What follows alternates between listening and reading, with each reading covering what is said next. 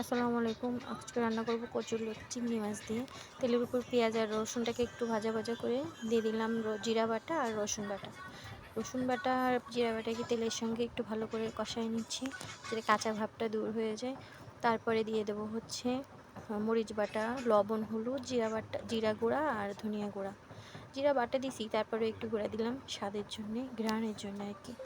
তো সুন্দর করে কষায় নেব। মশলাটা পুড়ে যাচ্ছে দেখে একটু পানি দিয়ে দিলাম। তো পানি দিয়ে সুন্দর করে আমি কষায় নিচ্ছি।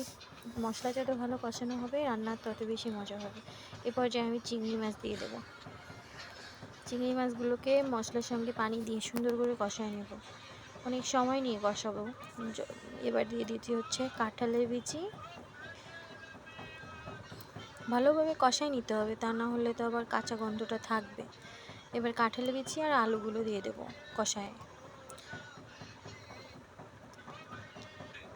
কাঁঠালের বিচি আর আলুটাকে সুন্দর করে মশলার সঙ্গে ভুনে নেব, যাতে অর্ধি সেদ্ধ হয়। যেহেতু লতি অনেক নরম, এই জন্যে একটু বেশি সেদ্ধ করতে হবে আলু আর কাঁঠালের বিচিকে। তারপর দিয়ে দিলাম লতা। এগুলো আমাদের পাশেই হয়েছে, উঠায় নিয়ে আসছি।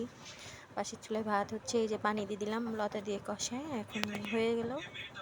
আল্লাহ হাফেজ।